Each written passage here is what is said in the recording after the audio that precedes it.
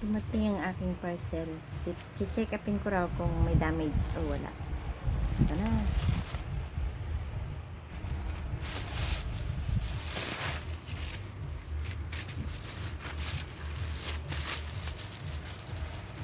Ala.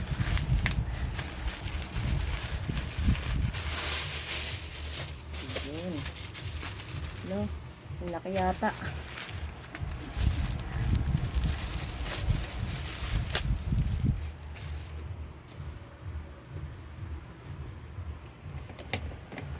Kulambo. Paano kaya to? Ay, ang laki.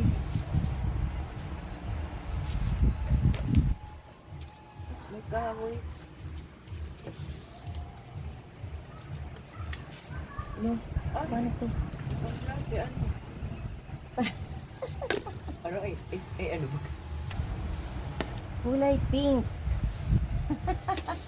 Ang laki. Ay, ang muluwag sa iyo. Tingnan ko kung paano kung gagawin dito. Hindi ko pa alam. Teka. Tukod. Dahil uso ngayon ang maraming lamok at dengue, kailangan mag-ingat tayo. Kailangan natin ay magkulambo. Ayan, hindi na ako lalamukin.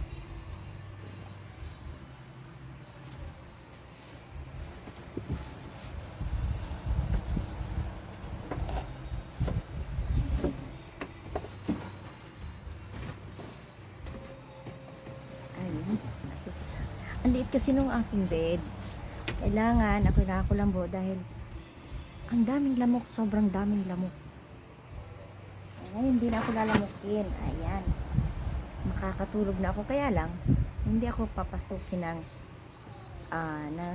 hangin. Mainit. Yun naman ang kalaban ko ngayon, yung init. Sobrang init.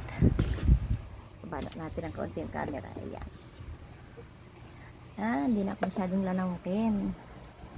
Pag sila pumasok dito, sila naman yung kukulungin ko lahat. Ako lalabas. Ayan, habang nag si cellphone binilhan ako ng anak ko kasi sabi ko nga sobrang lamok talaga dito. Ang ventilador namin ay isa lang, yung nanay ko ginagamit niya, tapos pinaiikot yung ventilador, tapos ay yun, maabot lang ako ng hangin konti lang. Meron naman akong isang maliit na ventilador charge. Ayun, naka-charge ngayon. Mahina din, pero malaking tulong yun dito. Malaking tulong sa akin. Kaya ingat-ingat tayo dahil sobrang pagpunta sa ospital nung kaibigan ko, kinuwento niya, dami daw nakakumpay na may dengue. Nakatakot. Sana, sabi ko, sana wag naman magkaroon ako ng dengue dahil talagang pinapak ako dito ng lamok. Hindi kaya ng mahinang ventilador, kailangan talaga yung ventilador na malakas yung hangin. Ngayon, medyo maulan naman, bubuksan ko na lang yung bintana para pumasok yung hangin. Kaya malamig-lamig naman ngayon. Kahit konti lang yung hangin, meron akong maliit na ventilador, pwede na yun. Ayan. Ilan yun ito naman. Buti binilhan ako ng anak ko. Kararating lang nito kanina. Kaya excited ako matulog na nakakulambo. Namiss ko lang kasi matulog din na nakakulambo kasi di ba nung araw, di tayo matutulog ng walang kulambo sa probinsya. Kailangan nakakulambo talaga. Dahil ang lalaki ng lamok.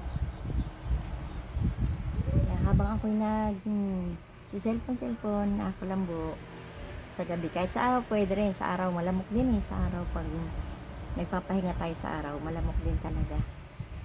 Kaya ito, kulambo lang. Madali lang naman siyang pala gamitin.